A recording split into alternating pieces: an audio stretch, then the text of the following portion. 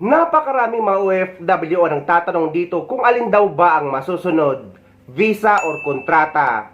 Dahil may mga OFW na tapos na ang kanilang kontrata ngunit valid pa ang kanilang visa at patuloy pa rin pinagtatrabaho ng kanilang mga amo or employer. Ang sagot dito guys, ang laging masusunod ay ang ating pinirmahang kontrata.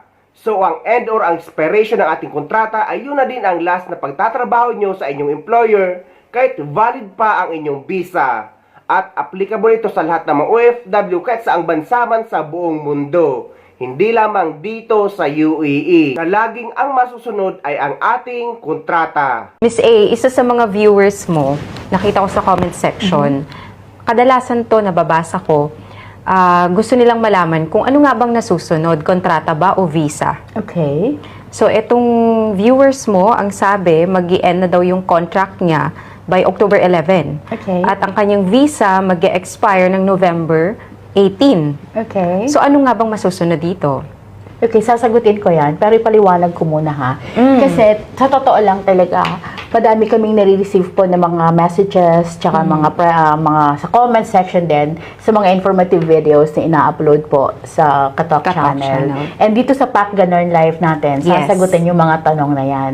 And with regards to that question, na kung ano ba yung nasusunod, kontrata or Visa. Okay, so, kasi pagdating sa kung kailan matatapos yung trabaho mo sa employer mo, dapat ang masunod yung kontrata. Kontrata talaga? Oo, kasi usually, huli na issue yung visa. Kasi for example, hindi ka agad ma-cancel after ng pagkatapos ng kontrata mo, para hindi ka kaagad mag-overstay. Okay. Okay, so dapat kung halimbawa doon sa nagtanong sa atin, kung nakikinig man siya sa atin ngayon, nanonood man siya sa atin ngayon, dapat ang masusunod ay yung kontrata. Pagtapos ng kontrata, mag-request na siya sa amo niya na i-cancel na siya. Okay. And then, after kasi, pag na-cancel na kasi siya, definitely, makakancel na din yung visa niya, the Emirates ID niya, right? So, that's also somewhat protection dun sa visa na huwag na silang mag-overstay din. Oo, totoo ka. That's good. And then, dun sa cancellation na yon, dapat magkaroon siya ng copy. Kasi doon niya makikita kung hanggang kailan yung binigay sa kanya na grace period para hindi siya mag-overstay. Ayun. So isa rin yan sa mga madalas na question. Yung actually, madami talaga ako nakikita even sa mga messages ko. Yes. Madaming nagtatanong kasi naguguluhan. Meron kasing mga employers na tapos na yung kontrata, pero gusto nila na i-cancel nila kung kailan magtatapos yung visa. Ayun. So, ang nangyayari, parang ginagamit pa nila yung base kasi ng empleyado. Kasi gusto nilang magtrabaho. Yes. Tsaka gusto ko rin silang i-remind na yung grace period na binibigay ay hindi para ma-extend yung trabaho ninyo sa mga amo ninyo. Employers. Yung grace period na ibibigay after cancellation, which is 1 month, ay para sa inyo yon. Para magkaroon kayo ng chance na halimbawa, gusto nyo magstay pa din dito sa UAE at maghanap ng trabaho, para meron kayong oras na makapaghanap. O kung halimbawa naman, uuwi kayo ng Pilipinas, may chance pa kayo na makapag-ready o may time pa kayo na makapag-ready na hindi kayo mag-overstay. Ayun. Okay. So, hindi dapat ginagamit ng mga employers nila yun. Yung extension, grace period, is for the employees, not for the employers.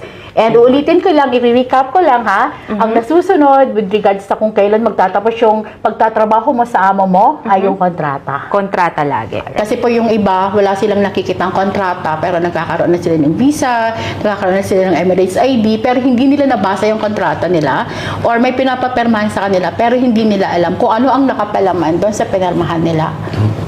Basic po ito. Ang akin pong paalala sa ating mga kababayan, bago ho kayo mag-umpisa ng trabaho kung saan mang kumpanya or employer, ay kailangan meron ho kayong kopya ng inyong kontrata, maging offer of employment man ito or yung final contract na approve ng MORE, or kaya kung saan man under ito ng pre-zone. Importante na magkaroon kayo ng kopya ng kontrata sapagkat ang magiging basehan lahat ng benepisyo, ng responsibilidad ninyo, maging responsibilidad ng employer ay nakasaad sa kontrata. Kung kayo ay merong gustong habulin sa employer at ihahain nyo ito sa MORE, ang pagbabasihan nila ay yung kontrata. So, karapatan po ninyo ito, hingin ninyo sa employer ang kopya ng kontrata para malaman nyo ang detalye nito at kung hindi po kayo bibigyan. Again, meron ho kayong remedyo at karapatan na i-call ang atensyon ng employer through MORE. Paalala din sa lahat ng mga OFW, lalo na yung mga uuwi sa Pilipinas, na dapat lagi nyong hawak ang kopya ng inyong kontrata. At karapatan talaga natin na kapag nagre-renew tayo ay hawak natin ang bagong renew nating kontrata, lalo na kapag uuwi kayo sa Pilipinas, dahil minsan ay hinahanap yan sa immigration, dahil iisipin nila na terminated OFW kayo kapag wala kayong valid contract.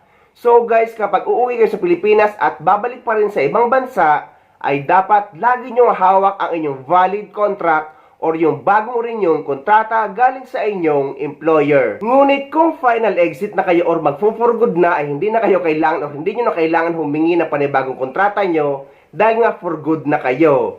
Ang kailangan nyo lang is passport, ticket, e-travel arrival card at final exit visa o release paper naman ang tawag dyan sa ibang bansa. Cancellation paper naman dito sa UAE.